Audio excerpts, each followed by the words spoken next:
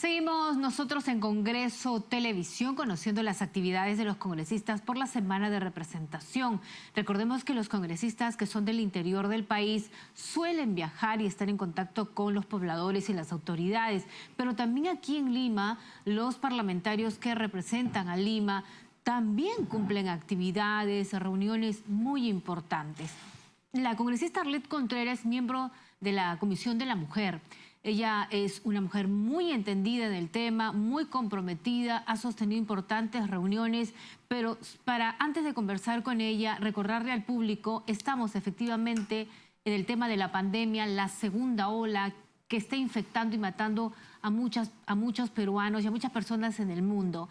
Pero también hay otra pandemia terrible que es el feminicidio, la violencia familiar. En enero nomás, en nuestro país, la verdad, la cantidad de casos que se han registrado y unos más violentos que otros. Por ejemplo, en Puno lograron identificar a una joven de 19 años de Majes, en Arequipa, que su cuerpo había sido encontrado el 29 de diciembre en la carretera Juliaca-Coata. También el 6 de enero, en Los Olivos, capturan a presunto feminicida que permaneció escondido 5 meses. El sujeto habría asesinado a su expareja.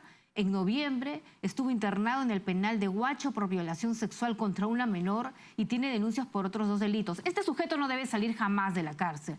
También, por cierto, en Piura, sujeto es acusado de feminicida en Chulucanas. Principal sospechoso escapó del hotel donde cometió un crimen y se autolesionó para distraer a los efectivos policiales.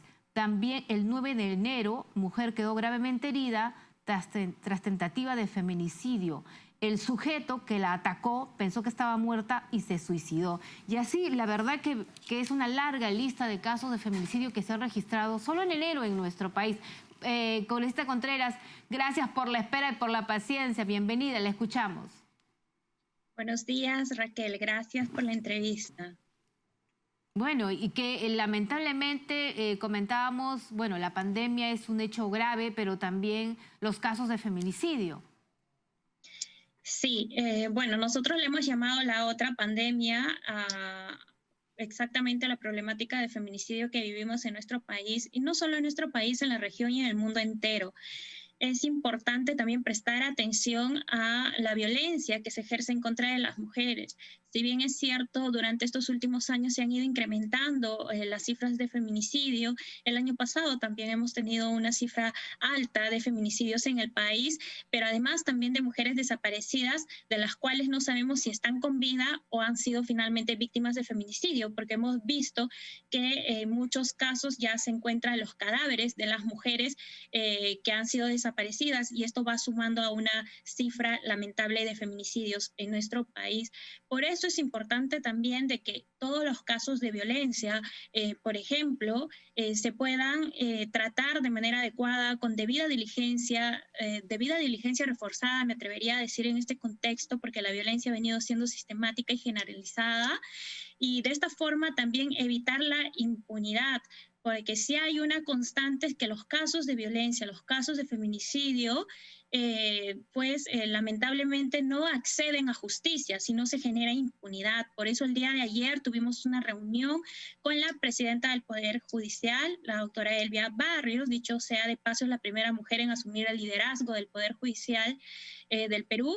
Y la verdad, hablábamos sobre esta problemática y fui muy incisiva también en exigir justicia para todos los casos de violencia que llegan a este poder del Estado.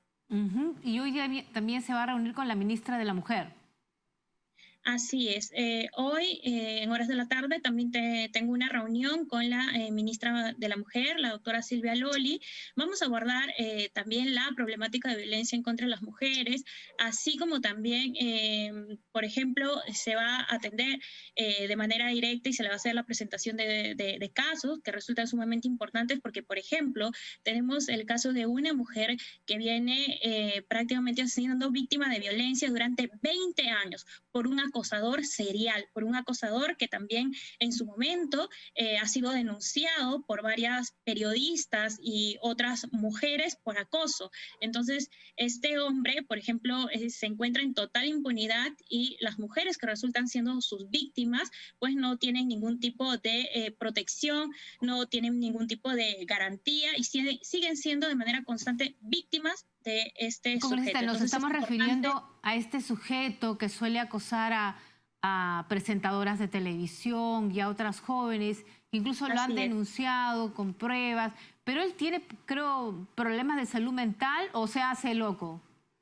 Tiene un sinfín de denuncias y bueno, la excusa que ellos argumentan, o bueno, su defensa, a través de su defensa, es de que sufre alteraciones mentales. Mm. Entonces, prácticamente el Estado tiene que responder de manera adecuada, de manera eficiente y de alguna u otra forma poner límites, impedir que esta persona siga acosando a estas mujeres, ¿no? O sea, no puede ser de que también se genere impunidad en este tipo de casos que ya han sido evidenciados. Y en ese sentido, por ejemplo, nosotros preocupados también más aún por personas que resultan siendo más vulnerables, hemos propuesto un proyecto de ley para que los acosadores pues no puedan mantenerse cerca y sean alejados, por ejemplo, de personas a las que ya han acosado antes y han sido denunciados por estas personas, pero además también por niños, niñas y por espacios públicos recreativos o por escuelas, ¿no? Porque la verdad, las denuncias de acoso son innumerables, se ha normalizado el acoso en nuestro país, pero recordemos que la violencia es progresiva y como se empieza con acoso, muchas veces se termina en feminicidio. Y pues no, y además qué pena lo que nos cuenta congresista, que con el argumento de que tiene problemas, alteraciones mentales, bueno, el sujeto esté libre y sigas acosando a medio mundo y no se puede hacer absolutamente nada. Algo ahí que regular. Ahora, con respecto a... Habló con la presidenta del Poder Judicial, eso es muy importante porque muchos fallos, usted lo sabe, son cuestionables. Fallos cuando se tratan de violaciones sexuales de niñas, de adultas. Hemos leído unos fallos realmente que a uno le dejan, no sé, de verdad que ni la peor pesadilla. Resoluciones cuando dicen, por ejemplo, el caso de explotación sexual de niñas en la selva, en la mina, por el tema de la trata de personas. Jueces que dicen, oye, pero la niña no la obligaron, la niña estuvo por su voluntad en ese bar tomando con adultos. Un juez con tanta experiencia, o esa famosa resolución que consideró que la agraviada, porque la agraviada usó truza color rojo con encaje, conllevaba inferir que estaba dispuesta a tener relaciones sexuales con el imputado. Llegó a conversar sobre estos fallos porque parece que lamentablemente nuestros operadores de justicia, algunos todavía tienen un chip, difícil de cambiar el chip y tienen una mentalidad machista. Así es. Sí, Raquel, es como tú dices y efectivamente abordamos el punto y bueno, la posición de la presidenta del Poder Judicial es que están haciendo capacitaciones constantes, pero también le hacía una observación porque muchas veces estas capacitaciones no sirven de nada cuando tenemos pues al frente a personas con una concepción machista, que tienen pues años de construcción bajo argumentos y parámetros machistas, ¿no? Entonces es muy complicado y la verdad son personas, son jueces, son juezas, porque también hay mujeres, Hay mujeres. y que no comprenden y que no van a comprender, ¿no? Entonces se tiene que mirar también más adelante, al futuro, ver que los próximos magistrados y las próximas magistradas manejen más lo que es enfoque de género, tengan mucho más conocimiento sobre este tipo de no utilizar este tipo de estereotipos en sus resoluciones judiciales. Y en ese sentido también mostré mi preocupación a la autoridad de control nacional de control del Poder Judicial, ¿no? Que ya tiene que entrar en funcionamiento y que se tiene que sancionar inclusive a muchos jueces, ¿no? Por ejemplo, desde el Congreso de la República yo vengo impulsando el proyecto de ley para sancionar la violencia institucional y ese fue un punto muy importante que tocamos el día de ayer. Entonces estamos a la espera de la opinión del Poder Judicial y se lo recordé a la presidenta del Poder Judicial porque es necesario también determinar responsabilidad y sancionar a malos operadores de justicia, aquellos operadores de justicia que lejos de garantizar nuestro acceso a justicia y defendernos, protegernos con la ley, pues hacen todo lo contrario, terminan revictimizando a las mujeres, a las víctimas de violencia, pero además también terminan violentándolas porque hay una afectación psicológica adicional a estas personas que denuncian. Entonces esperamos tener una opinión favorable al respecto, no, y además para que este proyecto salga adelante. De los famosos audios de la vergüenza donde se le escuchaba al ex juez César Inostroza referirse a un caso de violación sexual de una menor, de ahí ya pudimos concluir cuántos jueces o magistrados actuarán de esa manera, ¿no? Después uno no entiende por qué salen fallos tan indignantes, con unas penas menores, 5, 10 años, y eso, a veces salen hasta libres.